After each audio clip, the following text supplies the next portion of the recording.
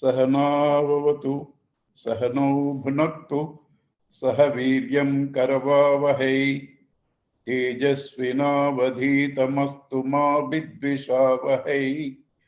ओम शांति शांति शांति। हरि ओम श्री गुरुभ्यो नमः। हरि ओम। गुरुर्ब्रह्मा गुरुर्विष्णु गुरुर्देवो महेश्वरः गुरुरेव परं ब्रह्म तस्मै श्री गुरवे नमः। वसुदेवसुतं देवं कंसचाणूरमर्दनं देवकी परमानन्दं कृष्णं वन्दे जगद्गुरुम्। समस्तजनकल्याणे निरतं करुणामयं नमामि चिन्मयं देवं सद्गुरुं ब्रह्मविद्वरम्। सद्गुरुं ब्रह्मविद्वरम्। Hari Om. A few tips. See, my class,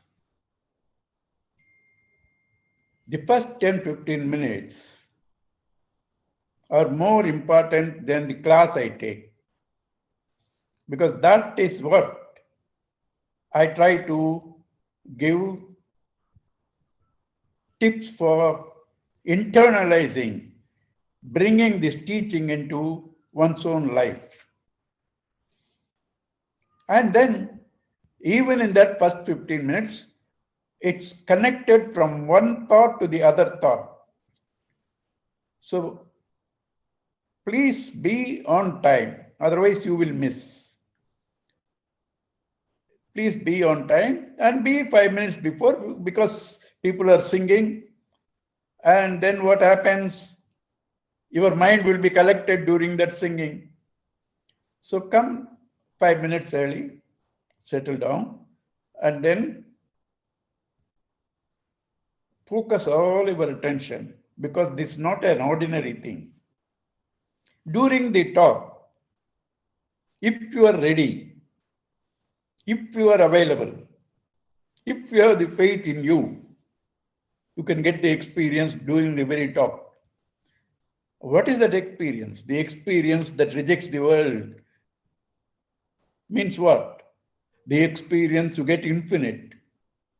You don't need anything else. You found solutions for your death, sorrow, limitations, everything.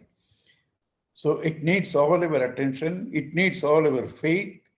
Therefore, have this faith, come on time, tune yourself properly, listen to what is said. Then there are some more things which will give good results. You must read Gurudev's commentary at home. That's a must. Lalita will put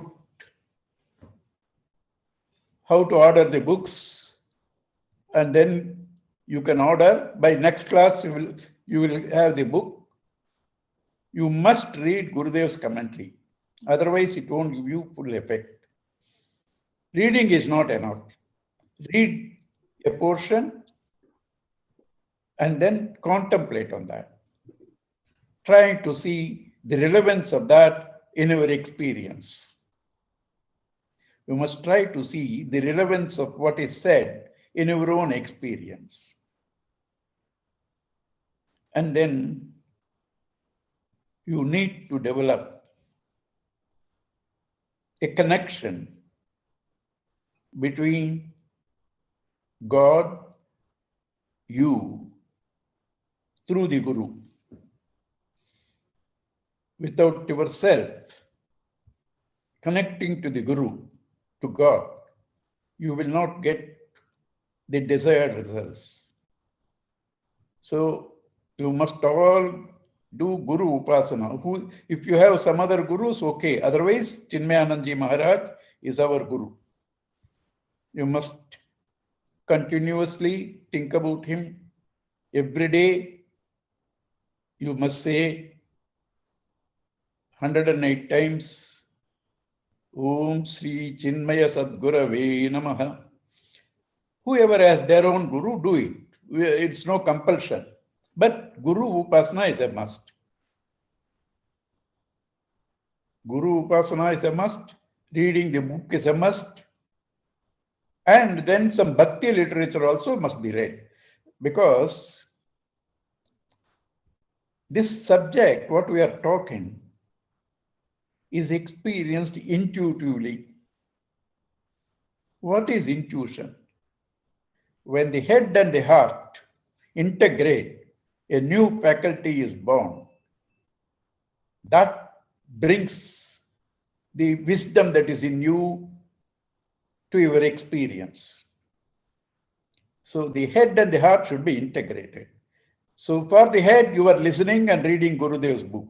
For the heart, you are invoking Guru, then you read also little bhakti literature, little kirtan, at least once a week go to temple. You don't get afraid. Why is he telling all these things? You are not compelled to do all this. But if you do all this, you get the best results. I'm not going to, like a policeman, ask you for a record. Right? It's in your own interest. Right? And what you are going to get is not ordinary. When you come to my age, 82, are you ready to leave this second? While I'm talking, I'm ready to leave. I won't say, let me finish this talk. Because I am not needed for this talk. God has millions of mouths, millions of conduits. Nobody is indispensable. Nobody is indispensable. So if God says, let's go, I will say, yeah, let's go. I won't say, let me finish the class, let me tell at my home. Are you ready like that? You have to come to that. That's why this class. That is why this class. So it's not a small thing. You must give all the attention, not thinking that I go there, some moksha will come which nobody knows what it is. Nobody knows. You have never met somebody who says, I got moksha, I have returned. Nobody knows. Vague ideas, vague concepts. Right? So therefore, you must get this freedom from sorrow, freedom from death, freedom from limitations, freedom from fear. This is called moksha. This is called moksha. Shortest, freedom from your own mind. Because all these are produced by your mind. There is no intrinsic value to anything. Kings have left their kingdoms and went for spiritual path like Siddhartha, who became Buddha. Many kings have left. At the same time, all the Mahatmas are developing the world in the form of schools, hospitals, etc. Those who have left, those who left are starting. Therefore, it's not what happens, what you do is important. It's your mind that gives you freedom. It's your mind that makes you secure. It's your mind that's not afraid of anything, including death. That's possible if you are ready, if you have the faith in you, faith in the Shastra, faith in God. It will happen while it is being taught in this very class. Right? Therefore, your preparation is more important than just listening. Right? That's why I took some time to tell you all this. Okay, now we'll go to the subject. What is the subject? You have several subjects. You have several subjects. How to make money. You go, just Google, you will get 10,000 ideas minimum. How to lose money. That also you may get. If you don't, I will tell you, enter into share market. Because I lost.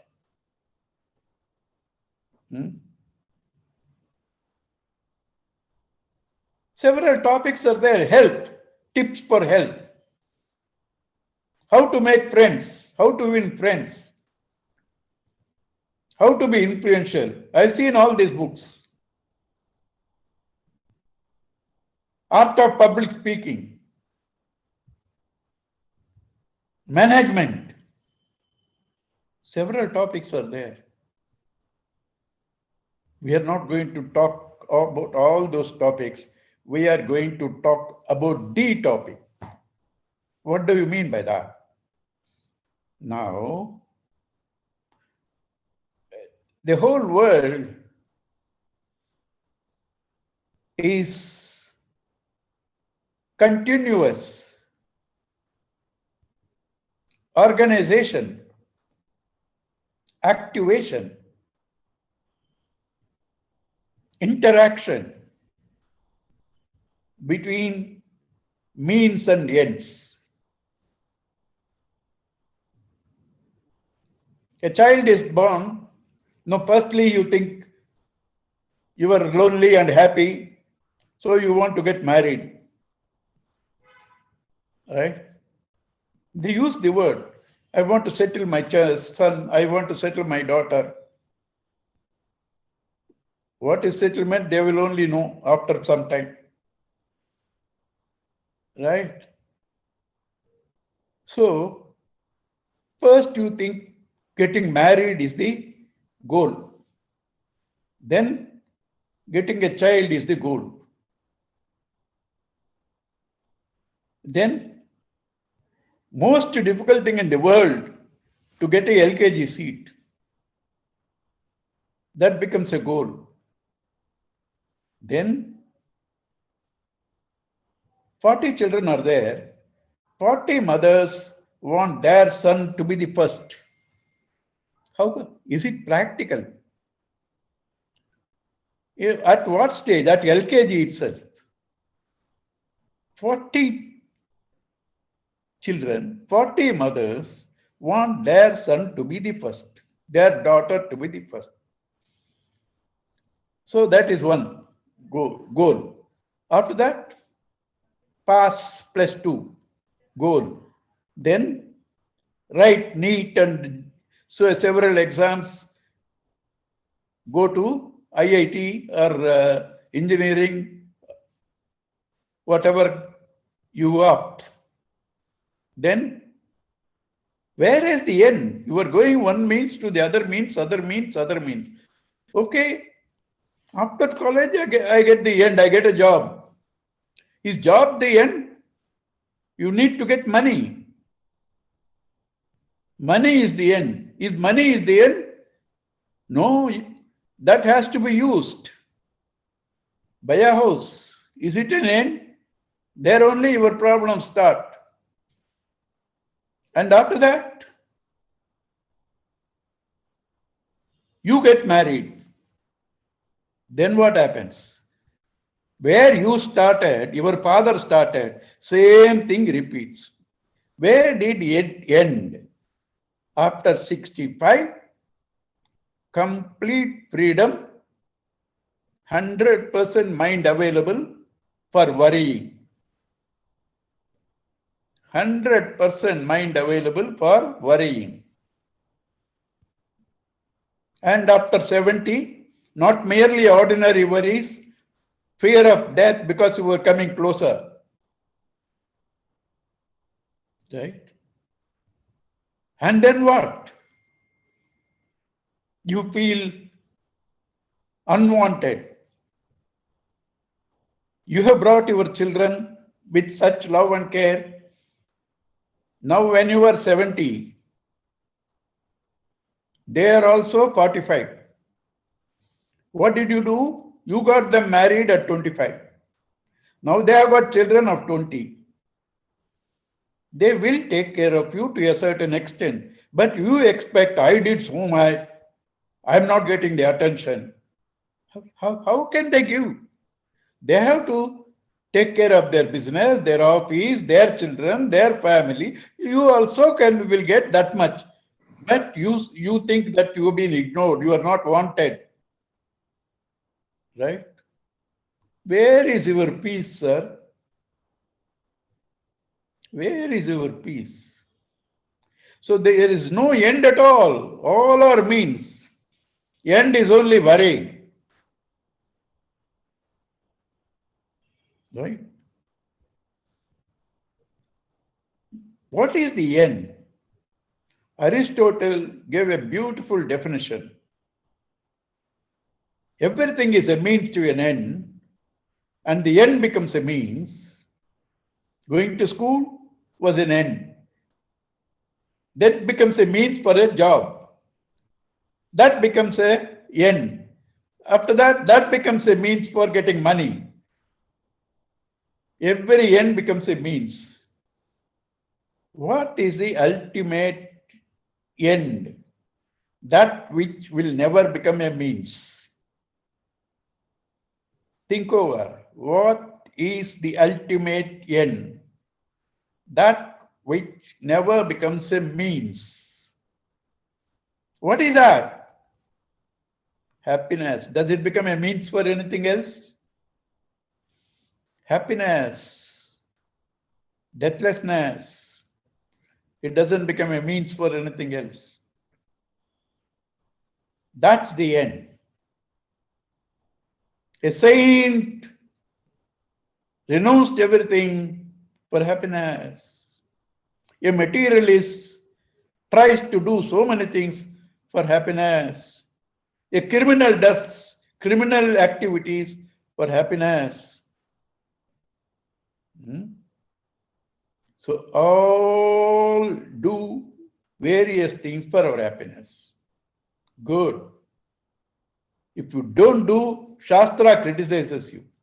Shastra says, oh man, you are born to achieve greater heights, your own interest.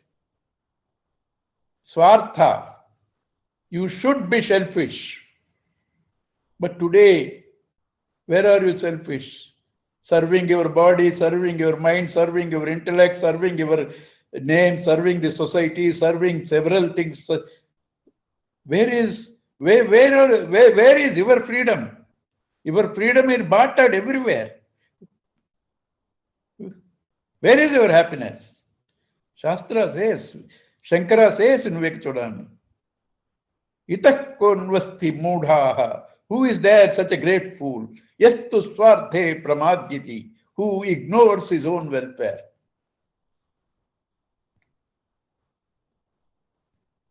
Who ignores his own welfare. That is the primary thing. Then do various things. Primary thing is to find this happiness. You won't find it just like that, even if it is in your pocket. You have to know that. It's not even in your pocket, you are that happiness. I will come to that little later. But you do not know. You know, I need money. I've been asking everybody, begging. They have all their own reasons. But right under my feet, there is a treasure, billions of gold in this house where I am sitting. Will it be useful if I don't know? Even if it is there, you have to know it. So therefore, the secret of this happiness, this secret of immortality has to be known. If it is finite, you gain through actions, cause-effect relationships. If it is finite, you procure it from somewhere. If it is finite, you modify it. If it is finite, you culture it. If it is infinite, it is there everywhere. No need to work, no need to gain, no need to do action, no need to purify. You only have to know. Finite has to be got. Right?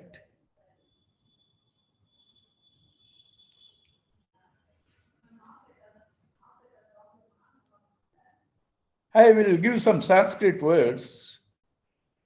You don't have to worry about it because a lot of people focus on that and miss the subject. But those words will help you to reflect. So I will give them. Don't worry if you can't understand. That's not important. First thing you know, they are not important. The means to gain something what you don't have, finite things, are utpadyam, producing. Samskaryam, reforming. You get diamonds from the earth. You can't use them. You have to reform them. Modifying. Gold you can't wear as it is. You have to make into ornaments. Apyam. Gaining, getting, go to the shop and get things. These are the four methods for gaining finite things. Infinite is there everywhere at all times, has to be only known.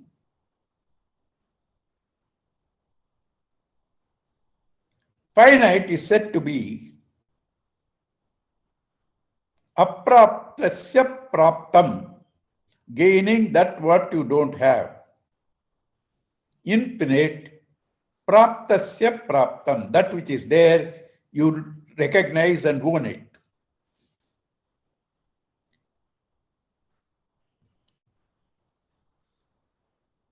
All this Sanskrit terminology you don't know, you don't need for your experience of God. But I tell you so that you can contemplate, number one. Number two, whenever I take class, there are 40 people. My focus is for 5 people from this who will become teachers. So therefore, they need all this. Right? So finite, apraptasya praptam, gaining that what you don't have.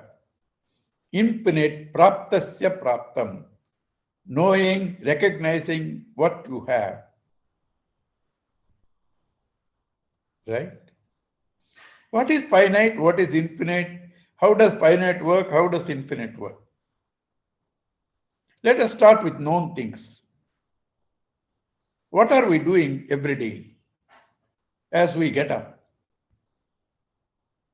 Go to toilet, wash your teeth, take a bath, breakfast. All starts with the body, is it not? And then go to office, again body, work, body, then eat, body, come back, sleep, body. Most of our activities are for the body. The comfort of it, the good keeping of it is all our activity. Is it wrong? Certainly not wrong. You should do. Without the body, how will you even properly listen to what I am telling without a healthy body? You need to have a body. You need to have health. You need to take care of it. You can't ignore it. I want to reach somewhere, I need a car. Can I reach anywhere without taking care of the car? I have to take care of the car. Do you know one secret? The God of gods, Sri Krishna, when he took Saradhi, his job for Arjuna, because he took that job, every day evening he used to take those horses, wash them. Krishna. So do not say, body is all finite, Maya. Don't say that. Take care of the body. But to be obsessed with the body, to think that is the end of it, is to miss the real, is to miss the ultimate end, is to become dependent on the body. Similarly, emotions.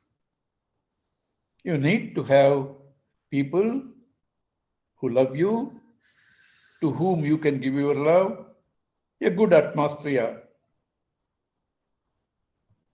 You need it. Emotionally, you have to grow. You should gain emotional freedom. Intellectually, you have to grow. Without knowledge, what will you do? Can you do this Zoom class without knowledge? What can you do? Can you cook without knowledge? Can you eat healthy, harmless food without knowledge? Knowledge is the basis of life. So you need the body, you need the mind, you need the intellect. But to think that's the end of it, that's the goal, is to put the cart before the horse. Number one. Number two, you become dependent on that. I told you the body is essential, but do you know Stephen Hawking, the scientist, I do not know for what reason, he has not up to now got Nobel Prize. Because he is the person who has made several discoveries, starting with black holes. That person cannot even wipe his saliva. Somebody has to do it. Totally crippled. There is another person near Trichy. He's an auditor, but he has to be physically taken like a potato and kept in a chair also. He cannot move. But that man is running an orphanage for 400 children. Helen Keller is a great example of blind, deaf, dumb. She did wonders. Body is necessary, but you need not depend on that. Fat and eat. That's the only goal. If body is the only goal, why human life? Even emotions. Animals are more happier than us. They don't have family courts for divorce. They don't have income tax. They don't have criminal law. They are more happier than you if only body and emotions.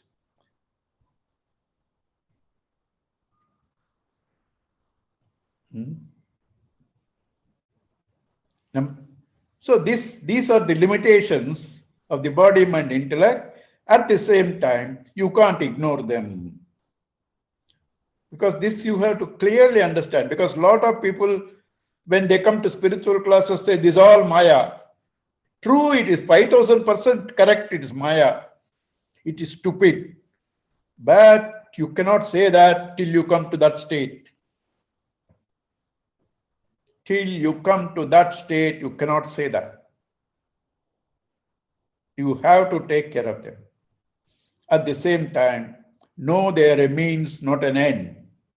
Do not be dependent on them. I need a car, but I don't have a car. What will I do? Keep quiet? Do something else to go. My mobile is not functioning. I will do something else. You would keep quiet. Similarly, body is not all right. Do something. Borrow somebody's body means you make him do your work. You make him do your work.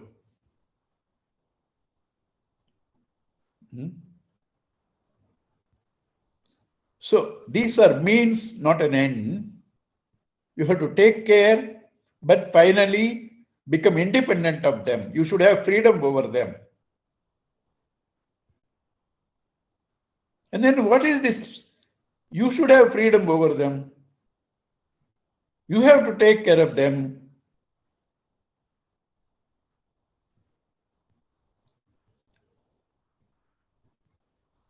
Right?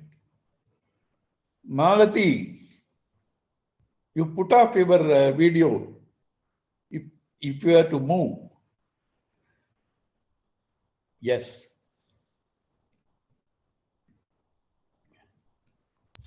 Sorry, sir. No, don't worry.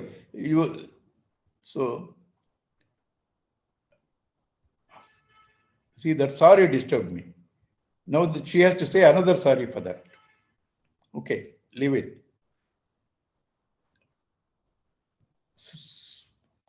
Oh.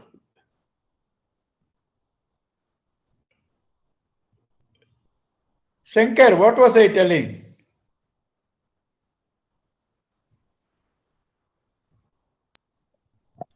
Uncle, you were talking about taking care of the means. If the body is the means, you have to take care of it, but that is not the end in itself.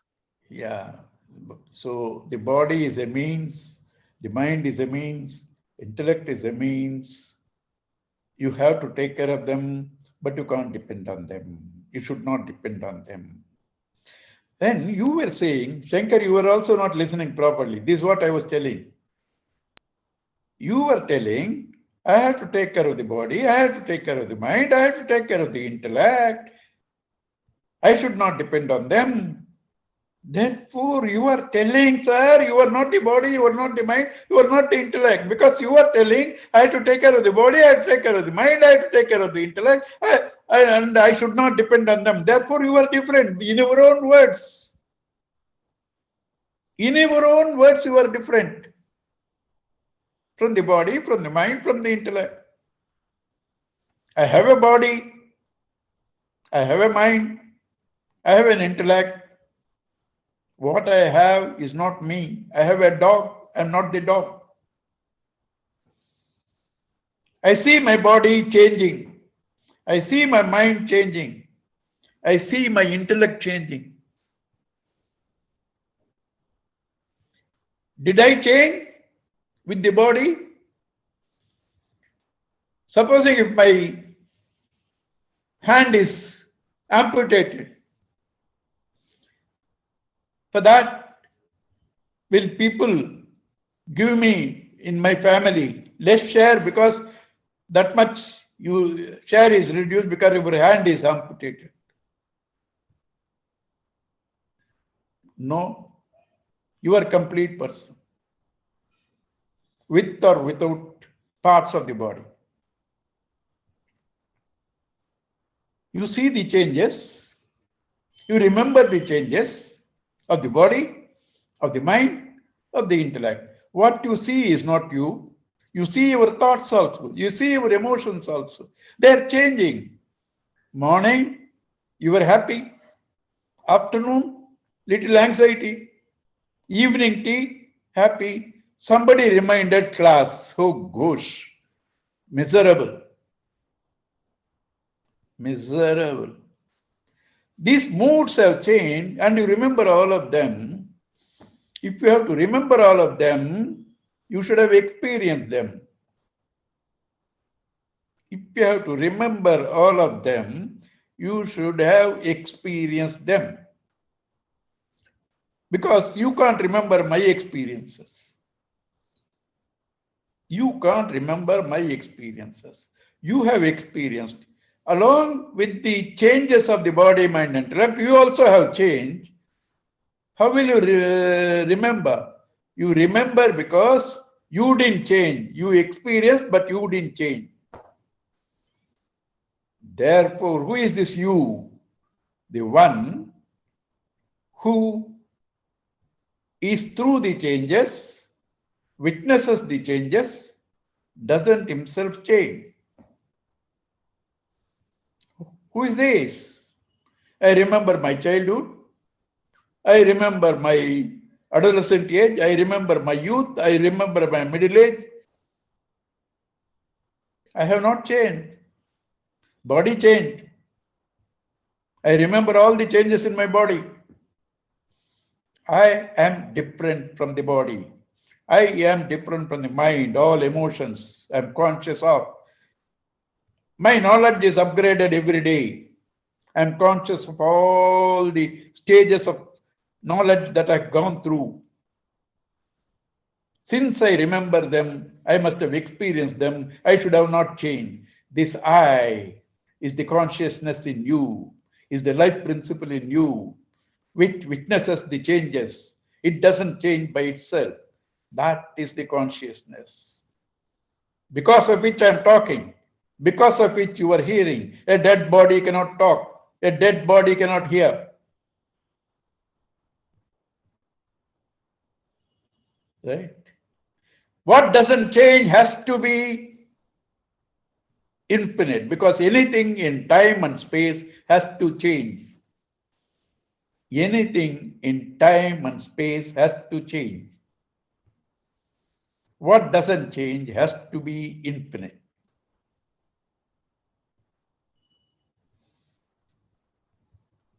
Infinite means all times. How you are different, I am different. Or we, let us see. You ask me, who are you? I say, I am. I ask you, who are you? You say, I am. So and so, so and so, so. So and so changes. I am doesn't change. I say because I experience life. Am, existence. Can you separate the two? If you are existing, you have life. If you have life, you are existing. They are not two different things. Existing, Sat, life, Chit. You are existence, consciousness. You are existence, consciousness, Sat and Chit. And when you sleep, when you detach from the body, detach from the mind, detach from the intellect, what are you? You are not conscious of the body, you are not conscious of the mind, you are not conscious of the intellect, you are not using the body, you are not using the mind, you are not using the intellect, but you are not dead. After getting up, I had a good sleep. Who says this? The consciousness that was witnessing the waking, the dream, and the deep sleep state is the common consciousness that remembers the waking state, that remembers the dream state, that remembers the deep sleep state. This is the consciousness that is life, that's existence, that's you. Okay.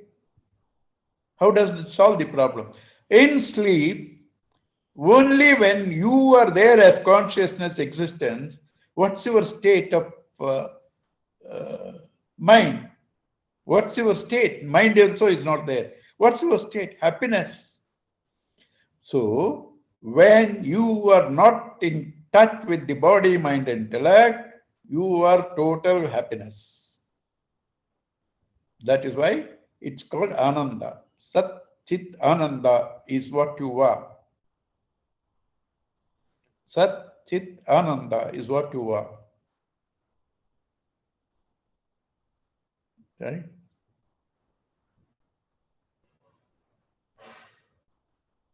And then what about the body, mind, intellect? They are your equipments. Now, can you tell me one problem That doesn't belong to the body. That doesn't belong to the mind. That doesn't belong to the intellect. Only one problem I want. Sample. Anybody can give. It should not belong to the body. It should not belong to the mind. It should not belong to the intellect. Only one problem.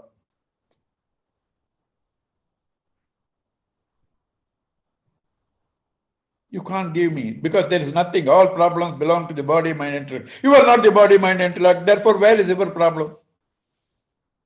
In sleep, you don't have a problem. However sick you are, when you are in sleep, you won't know. Whatever may be your problems, you won't know. Because there, you alone are there. All problems belong to the body, mind, intellect. You have no problem. Then how do you suffer? Because you think you are the body, you are the mind, you are the intellect. What has to be told to you? You are not the body, you are not the mind, you are not the intellect, you are the consciousness. This is called spiritual teaching, which doesn't solve problems, which dissolves problems, which makes you see there is no problem at all. Supposing you have cancer and go to doctor, he says cancer, but don't worry, I can cure. You are happy. But go to doctor and say you have no cancer. That's much better. So having problems and solving is not the best. Having no problems at all is the best. Body has a problem, you are continuously solving. Mind has a problem, you are continuously solving. Intellect has a problem, you are continuously solving. You have no problems, there is nothing to solve. Detach from the body, detach from the mind, detach from the intellect. See them as your equipments. Use them, transact with them, and know what you are. And keep your identity with that and work in the world. This is called spiritual living.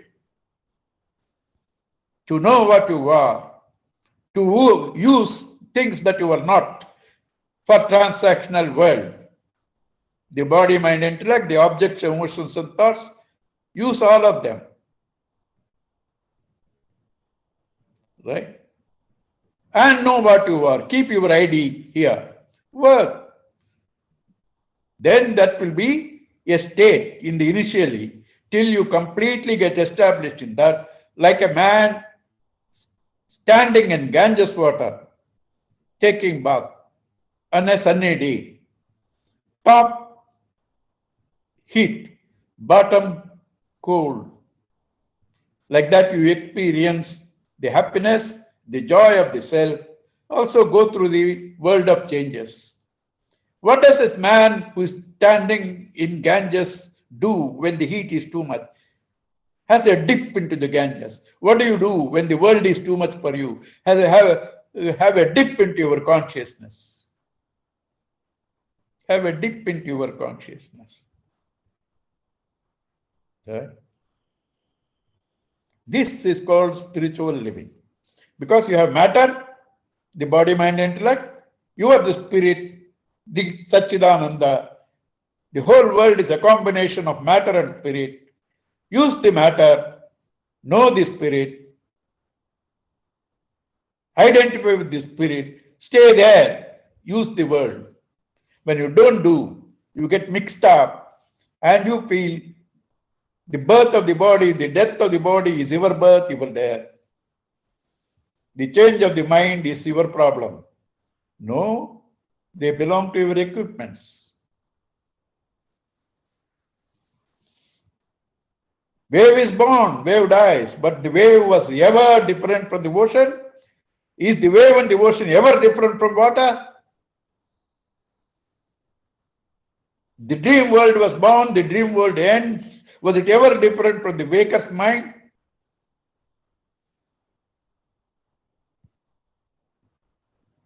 So they know the real you.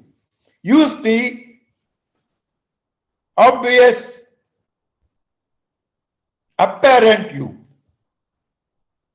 All of us are a combination of the real and the apparent, like the wave, the gold, and the ornaments. Gold is real, earring, chain, and bangle are apparent.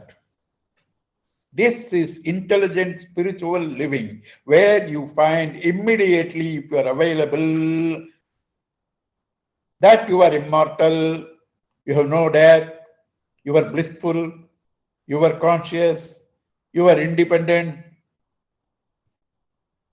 You will know that if you are available and listen to what I say. Even while you are listening, you will have this experience. Even while you are listening. After that, what you have to do? These thoughts, habitual thoughts, will go on coming. Problems of the body, problems of the mind. All the time. After that, say, that's the body, that's the mind, that's the intellect, that's not me, this is me. Continuous. This exercise of asserting the real, detaching from the unreal, is called meditation. The three processes of this knowledge: listen, Sravana, reflect, Manana, and try to negate the false, assert the real, Nididhyasana, meditation. This mixture of the real and the apparent causes all sorrows. And that was the background where Arjuna got confused with the principle of death. He sees everywhere in the war, everybody is going to die, because he thinks that everybody is the body. He has mixed up the real. I said, I am. You also say, I am. I am existence and life. You are existence and life. Are there two existences? There is only one existence running through all names and forms. So you are not different from me. I am not different from you as existence, which is life.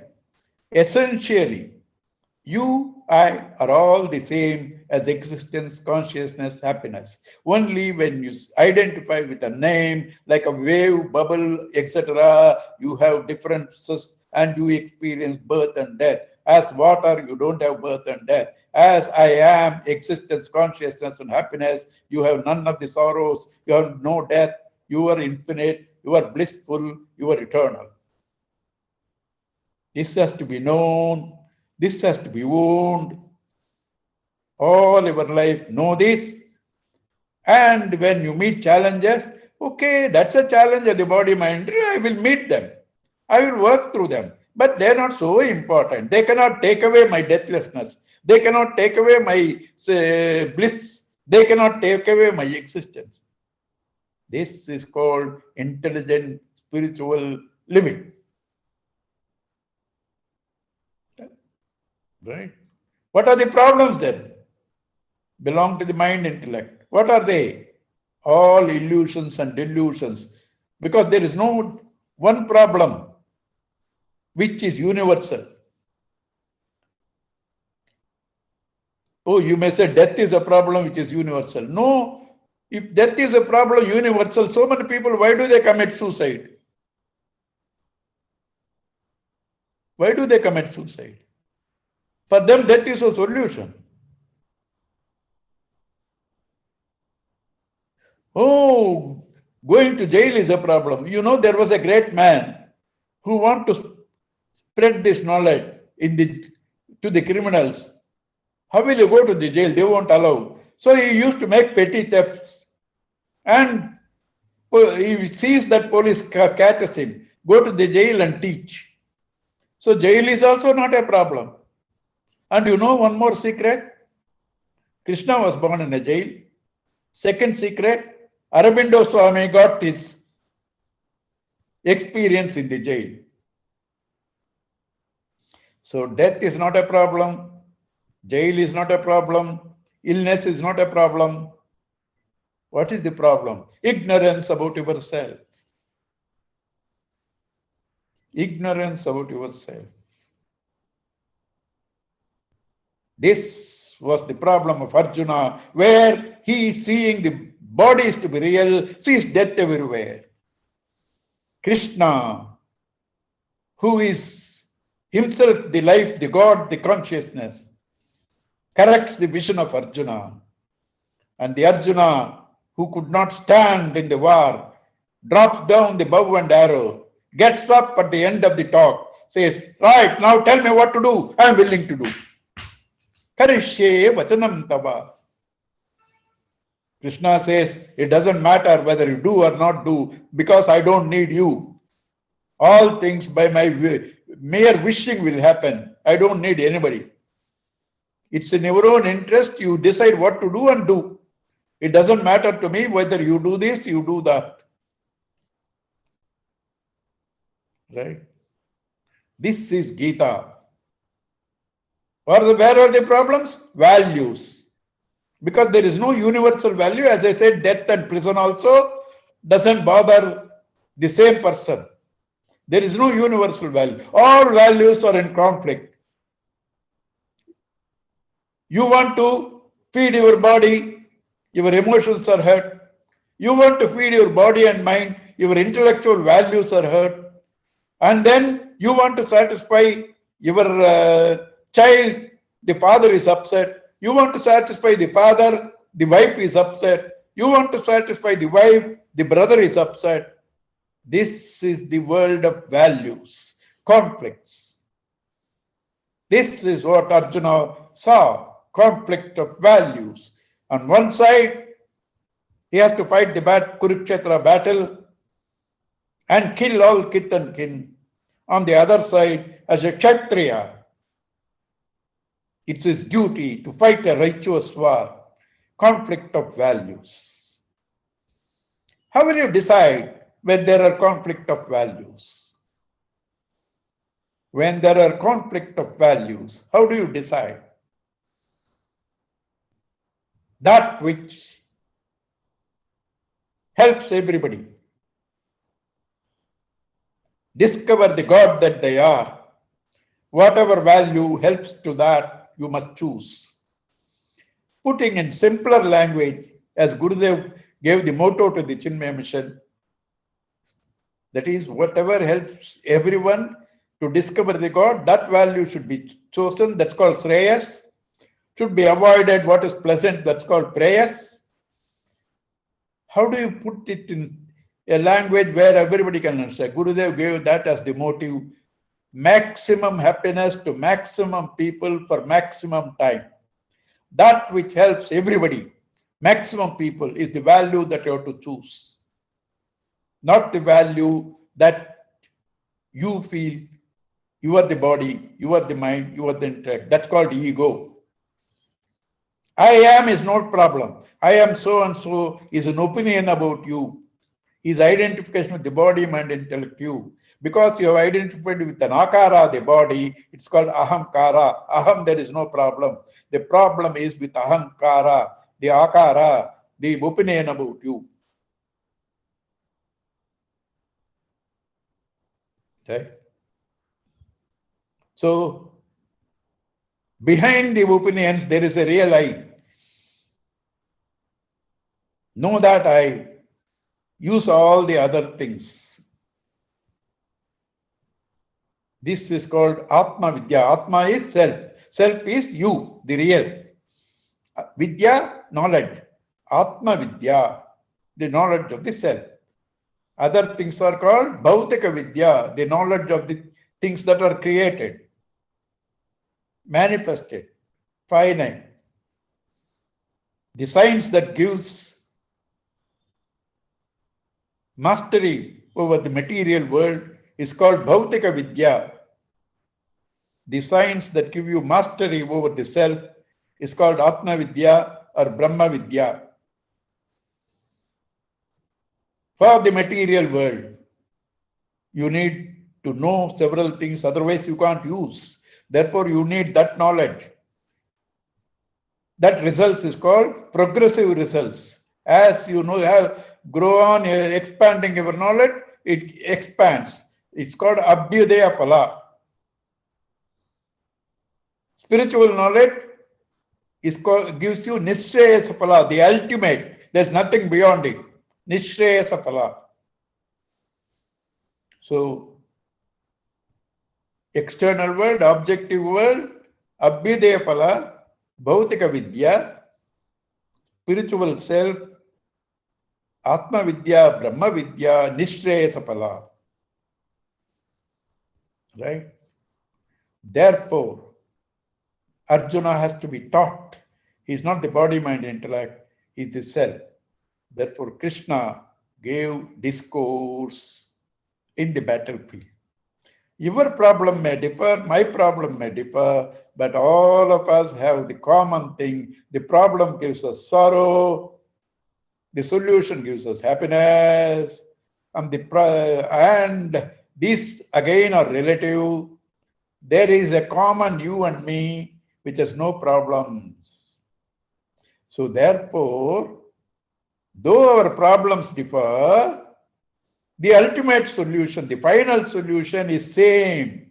Therefore, though the problem belonged to Arjuna, the solution that was given to Arjuna applies to all.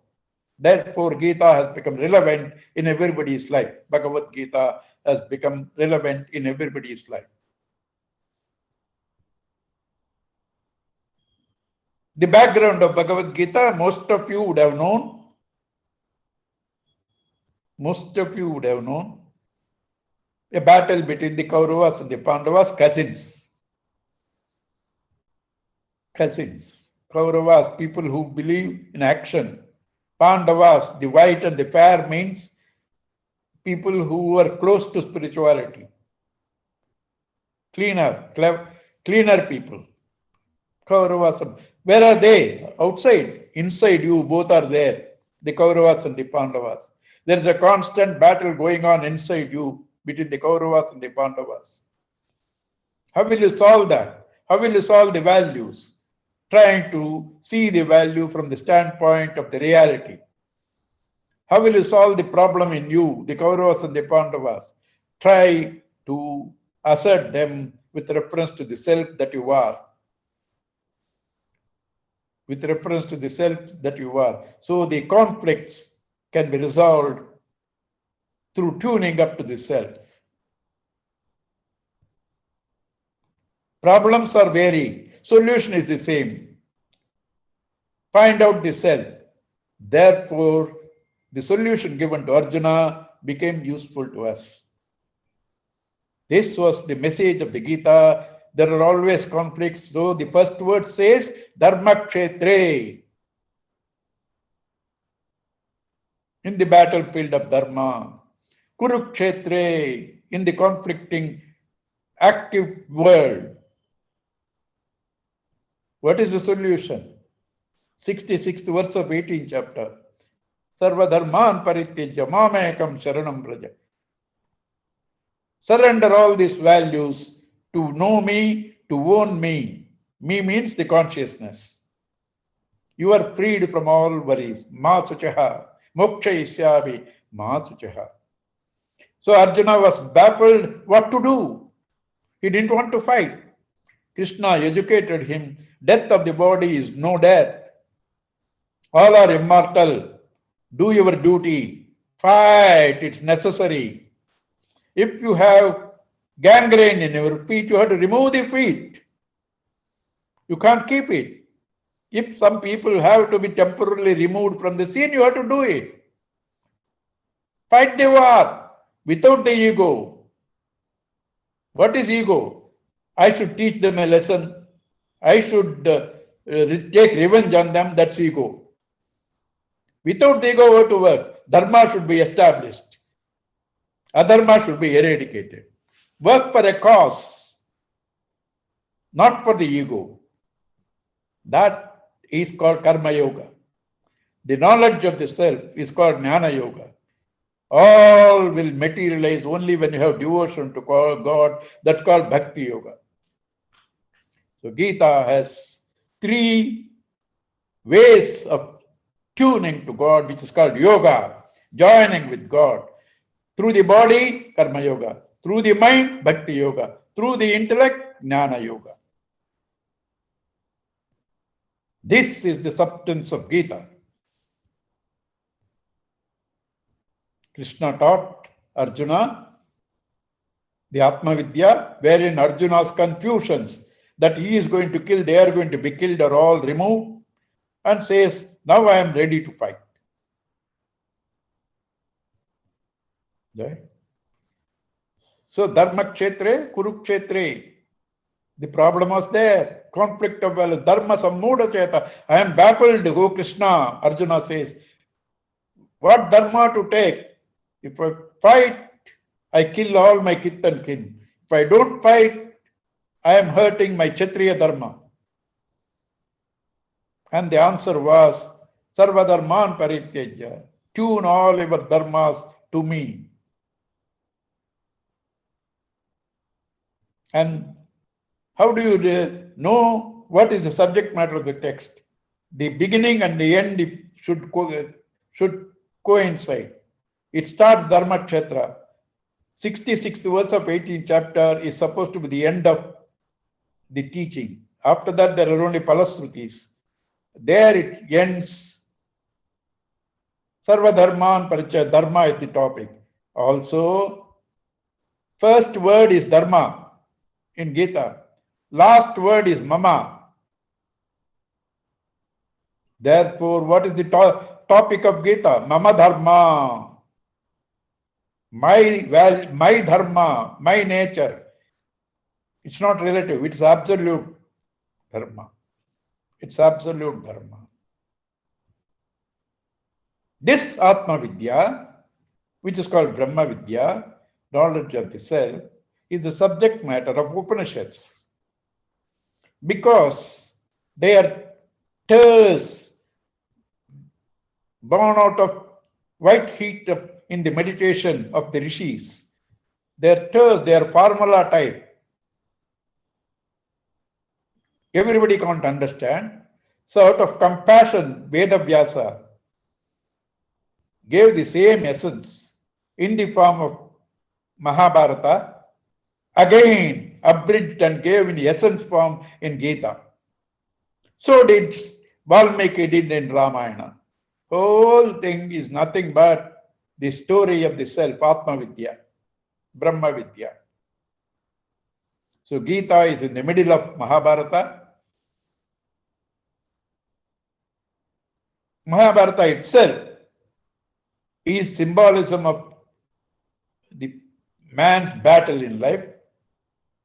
And the name itself, Bharata, Bha, light, Rata, reveling. Reveling in knowledge is called Bharata. One knowledge that is the greatest is called Mahabharata. Okay. This much introduction is enough. I will now go into the text. Okay. Yeah. All of you, next class should have the text before you, preferably Gurudev's commentary. Read the commentary, reflect on the commentary, try to see the truth of it in your own self, meditate, then you will get the benefit.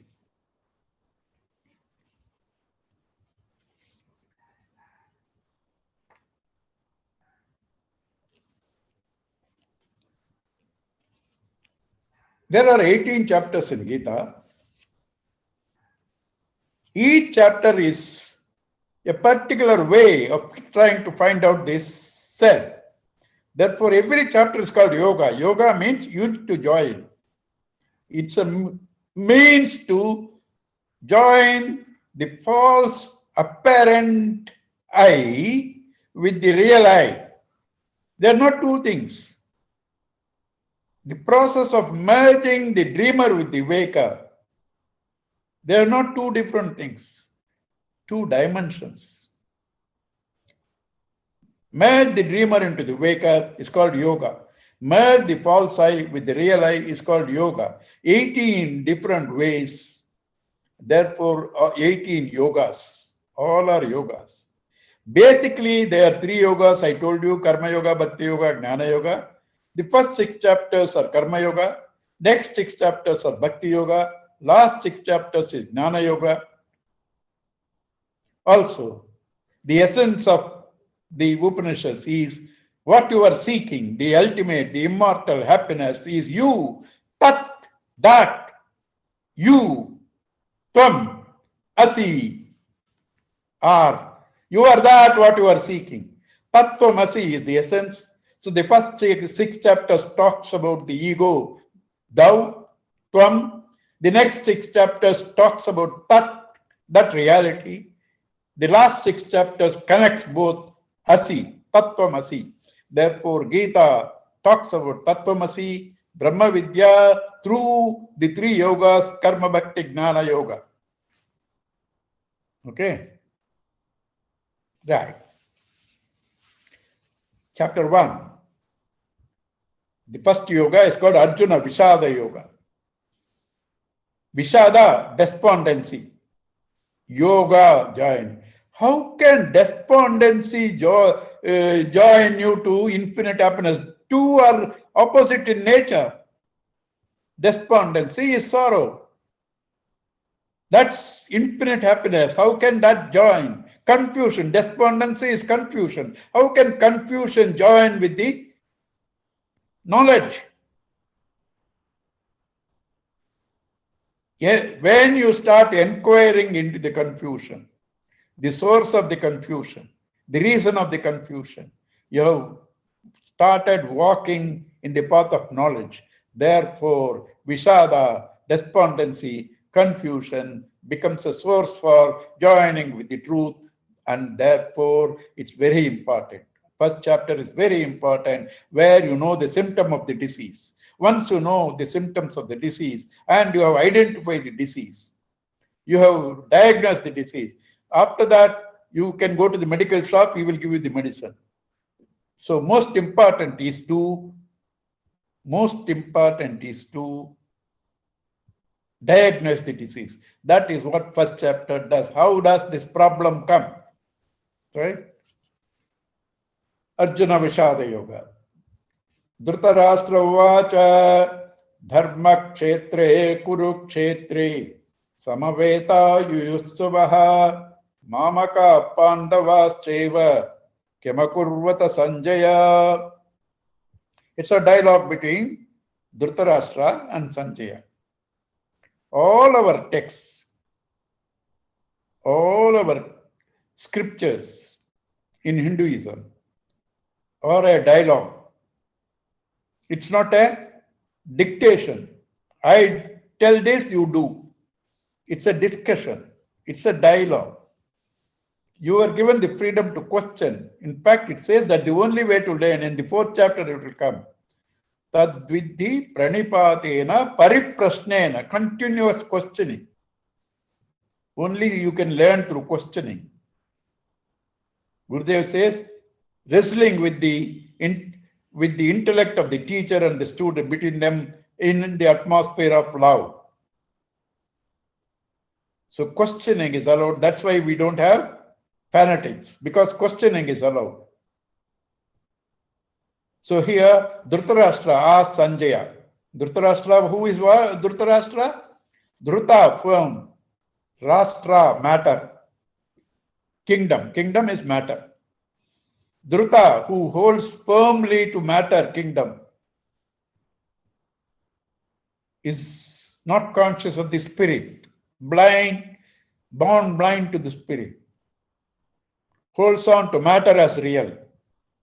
Firmly. So is born blind. And when you are born blind, it's the mind. It's so turbulent, though the intellect is wise, it's not able to guide him. Therefore, intellect is Gandhari. She also blindens herself in sympathy with the mind.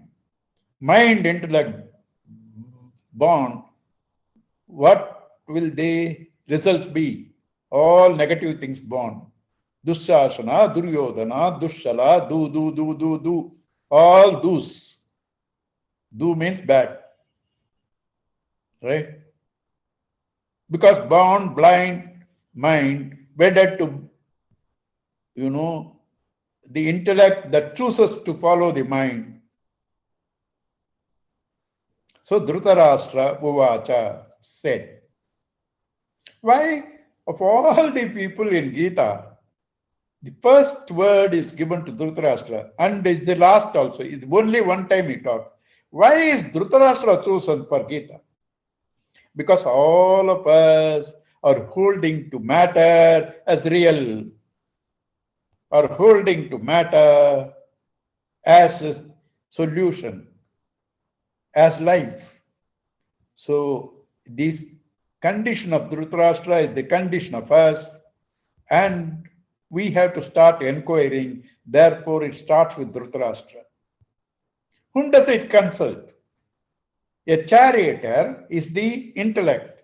In the chariot picture that you see in Gita, chariot is the body, ego is Arjuna, Krishna is the charioteer. So the charioteer is the intellect, because that directs. Who directs is the charioteer, intellect. Sanjaya is the charioteer of Dhritarashtra. And who is he? He is a good person, knowledgeable. Jaya conquered, Sanjaya well conquered. He is a knowledgeable person, but he is helpless. Whatever he says, the Dhritarashtra is not listening. He gives several tips you will see it in the first chapter. Several tips. He is fighting a losing battle. He is going to see disaster. He must wake up. But Dhritarashtra is not willing to listen. So the dialogue between Dhritarashtra and Sanjaya is the beginning of Gita.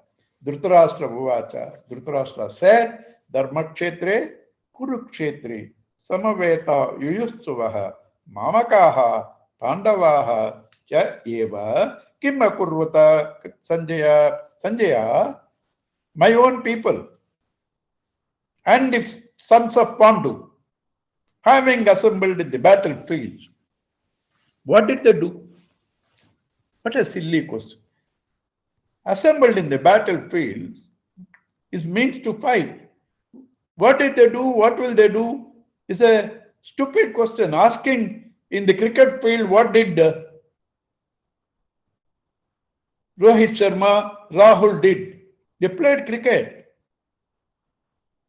So the question itself is stupid. But why does he ask? He has a faint hope. Pandavas, being good people, peace-loving people, could have called off the war. That's why he asked. Pandavas, being good people, peace-loving people, could have called off the war. Therefore, he asked Sanjaya, what did they do? And how does he say? My own people and Pandu's son. Summer holidays. Your brother's children come home. Your children and brother's children are playing outside. How will you ask? Will you ask, where are my children and brother's children? You will ask, where are our children? Pandu's children have been given to his custody to bring them up. So instead of asking, what are our children doing? He is asking, what are my children and Pandu's children are doing? That shows the state of the mind that splits, the ego that splits. In the whole first chapter, the words that are used, the language that is used, will reveal the person. So is it to judge Dhritarashtra? Is it to judge Duryodhana? Is it to judge Arjuna? No. You can know your mind through the words that you use in our life.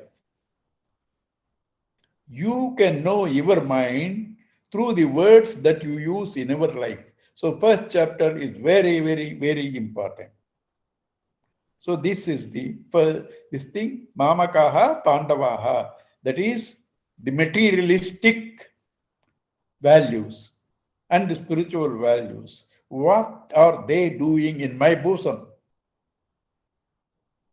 The values, field of values. What are they doing? Constantly fighting. What are they doing? You have started inquiring with your intellect, Sanjaya. With your intellect, Sanjaya. You started inquiring. That's where evolution starts. Most of us are adopters. You don't inquire. Few of us only evolve when you start inquiring.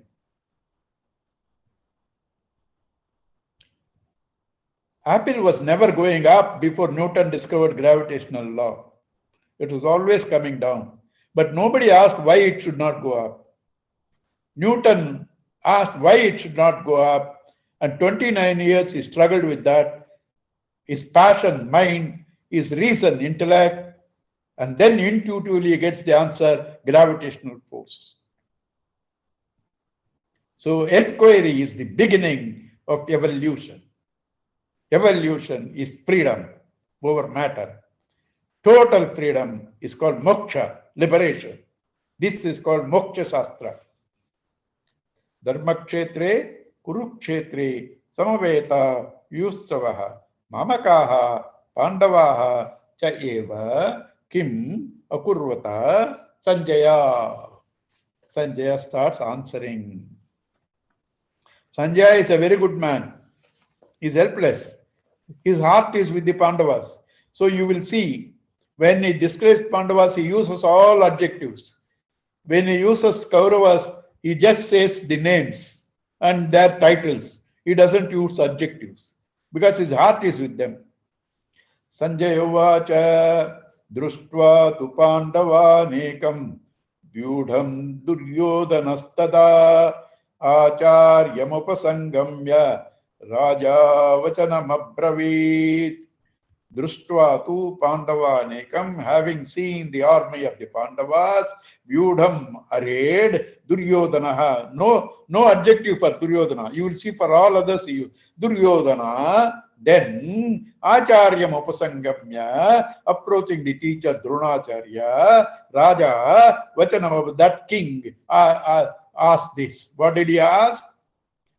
Pashyaitam Panduputranam Acharya Mahatim Chamum Vyudham Drupada Putrena Tavasishyena Dhimata. He tells Dronacharya, Pashyayetam, see these people. Panduputranam, sons of Pandus, Acharya, O teacher, Mahatim Chamum, this great army, Vyudham, arrayed, Drupada Putrena. You know who is the leader? Who is the chief? Who has organized? Drupada Putra, son of Drupada. Who is Drupada's son?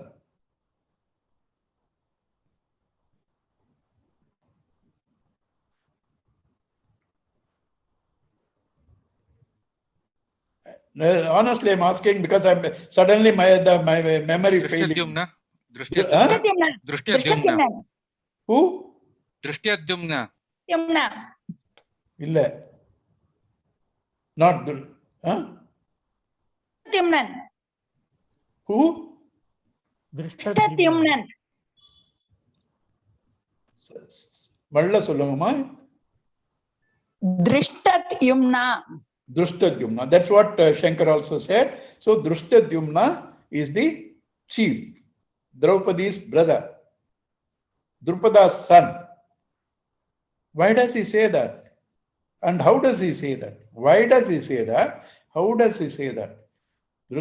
Drupada Putrena Tavasishyena Dhimata. You were a brilliant student. Why he says brilliant student? Sir, you didn't have the discrimination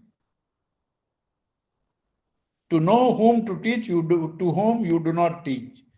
You taught all things to this Drishtadyumna, who is now ready to fight against you. So you've been stupid to teach him. Right? Tavasishyena dhimata, brilliant. That's a sting. You know, when a child comes with a complaint, the mother, when the father comes from the office, இன்னைக்கு என்ன பண்ணான் தெரியுமா உங்க பிள்ளை? You know what your son did? Complaint starts. If he gets a gold medal, நம்ம பிள்ளை என்ன பண்ணான் தெரியுமா? நம்ம பையன். அப்ப நம்ம. புரியுதுங்களா? So similarly, this man, Tavasishyena Dhimata, you were a brilliant student. And purposefully, he points out Drishtadyumna because the Drupada has humiliated Dronacharya. Drupada humiliated Dronacharya. And therefore, he points out to instigate Dronacharya. But it works negatively because he stings him. You were a brilliant student. So now I told you the whole of first chapter, your words will reveal you. This shows the egoistic, stupid thinking of Duryodhana. Egoistic, stupid thinking of Duryodhana.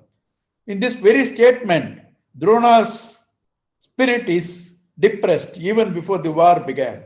Further, he adds, Atra Shura Maheshwasa Bhimarjuna Samayudhi Yudano Viratascha Drupadascha Maharataha These are the various people on their side.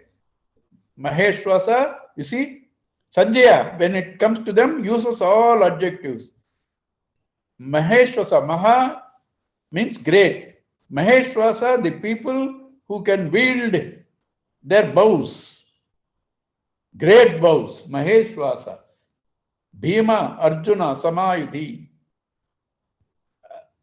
All these people are there standing. Bhima, Arjuna, etc. Yuyudhana is a name. Virata, Drupadascha, Drupada himself, Maharataha, they are all Maharata. Maharata is a leader of a particular battalion with so many people, you know, the people who go by feet, Pata, others Gaja, others Ashwa, others chariot. So totally, say about 10 or 11,000 people, these different kinds. That's called one unit. And the one who leads them is called a Maharata.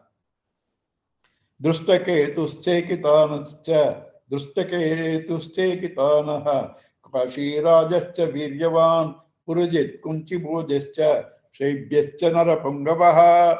All these are Pandava side. Here also you see adjective, Shaibhya, the best amongst people, Narapungavaha, best amongst men. Yudha Manyuscha Vikrantaha, Uttamojascha Viryavan, the valiant Uttamaujas, Saubhadro Draupadayascha, Sarvaeva Maharadaha. Subhadra's son, Draupadi's son, they're all there. Asmakam. Now Pandu side is over. Here you see, Asmakam tu visishtaye tan nibodha dvijottama. Oh, best amongst Brahmins, listen now, my enumeration of our own army. Nayaka mama sainyasya sainyardham tan bravimite. I shall now enumerate our army. Here also, see the stupid mind. He addresses Dronacharya, best amongst Brahmins. It's an insinuation. You are a Brahmin, you are peace-loving, your mind is always with Pandavas. You are not going to do justice for us. In the war field, Dvijottama is not the way to address. Dvija, Brahmin, Dvijottama. Nayaka Mamasan, I will enumerate. Bhavan, you, Bhishmascha, Karnascha, Krupascha, Samitinjayaha, Ashwathama, Vikarnascha, Saumajatis Tathaivacha. All these people, names. You don't worry about names. Anye cha bahava shuraha, madarde yaktade jivitaha, nana shastra praharanaha, sarve yuddha vishar. There are other people who are, competent people to fight the battle with lot of different kinds of weapons, who have renounced their life for my sake. Nakalesini. He is not saying who are willing to die for me. He says those people have already given up their life for my sake. This is next verse is the beautiful Sanskrit. Aparyaptam tadasmakam balam bhishma virakshitam paryaptam tu idame tesham balam bhima virakshitam. Aparyaptam is unlimited, one meaning. Another meaning, insufficient. Paryaptam, limited. Another meaning, sufficient. What does it mean? Our army, though unlimited, is insufficient. Their army, though limited, is sufficient. Why? Our army is based on materialism. Their army is supported by Krishna, the real, the consciousness. Therefore, even though they are fewer in number, we are larger in number, they will win. Aparyaptam, unlimited but insufficient. Paryaptam, limited but sufficient. Ayaneshu cha sarveshu yatha bhagam avastitaha bhishmameva abhirakshantu bhavantas sarvayevahi. In this battle, all of you from your own stations protect Bhishma. Tasya sanjanayan harsham Kururuddha pitamaha simmanadam mahadyochayahi shankam dadmau pratapavan. Bhishma saw this fellow blabbering and depressing everybody, mainly Dronacharya. Even before the war began, he has depressed Dronacharya enough. Therefore, to cheer them up, Bhishma started blowing his conch to cheer. But by that, what happens? The man who first blows the conch becomes the aggressor. In Dharma Yuddha, aggressor is not valued much. He is supposed to lose. Who does all this drama? Krishna. Right? Tata shankascha veryascha panamanaka gomukaha sahasaivaabhyahanyanta shashabdam tumulo bhavat. And then the various instruments, everybody started blowing. That sound became tumultuous. Tata shvetai hayed yukte mahati syandane stite madhava pandavas chaiva divyo shankam pradatmatu. Mark this. There he did not give any adjectives. Here Arjuna, Krishna, not only he gives them adjectives, he gives adjectives to their horses, their conches, all. Tataha shvetaihi hayehi yuktaha. There, tuned, they're tied with white horses. Mahati, the great Sandane chariot, Mahati Sandane, the great chariot, Madhavaha, Ma Lakshmi, Davaha, Lord of Lakshmi, Krishna, where you are going to win. Lord of Lakshmi is on that side. Pandavas Chaiva, the white fair people, oh, divine, Shankau, their conscious, divine conscious, Pradatmatuhu, they blew. See, Sanjaya's mind is with them. He's using all positive adjectives. For them, he never used any adjectives. Panchajanyam Rishi Keshaha Devadattam Dhananjayaha Paundrau Dadmau Mahashankam Bhemakarma Vrukodaraha. Panchajanyam, the conch called Panchajanyam, Krishna, is using Rishi Keshaha, matted hairs, or one who has conquered the senses is called a Hrishikesha. Matadors, even today, army, crew cut it's called, because otherwise they will disturb the sight. And who has conquered the senses? Devadattam Dhananjayaha. Dhananjayaha, Arjuna, who has got all the wealth for Pandavas during Rajasuya Yaga. He conquered everybody. Where you are going to win? Paundram Dadmau Mahashankam Bhimakarmo Rukodaraha. Rukodaraha, the pot-bellied one, Bhima. Bhima Karma, who does only big things. He blew his conch. Why is called Bhima Karma? Paundram Dadmau. His conch is called Poundra. Why is called Bhima Karma? Great this thing. He never does anything small. His son, Gatotkaja, was being killed.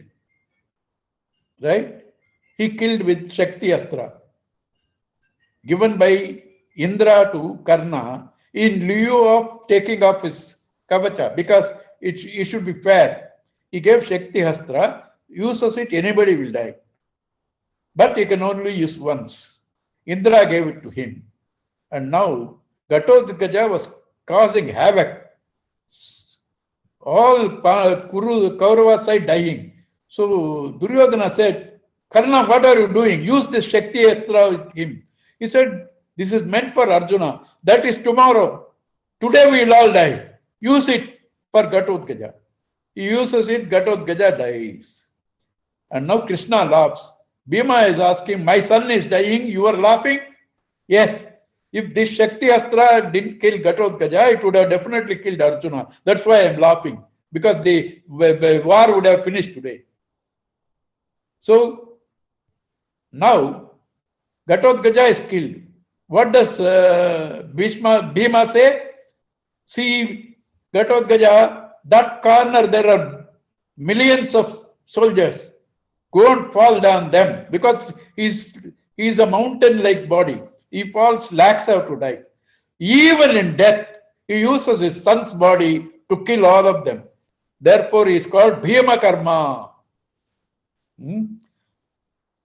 We'll see the rest next week, next Friday, 6:45 to 8. As I requested, please come on time. Okay. Om Purnamadaha Purnamidam Purnat Purnamudachyate Purnasya Purnamadaya Purnameva Vasishyate. Om Shanti Shanti Shanti. Hari Om Sri Gurubhyo Namaha. Hari Om. Thank you. Hari Om Ji. Hari Om, everybody. God bless you all. Uncle. Thank Hari you so Om, much. sir.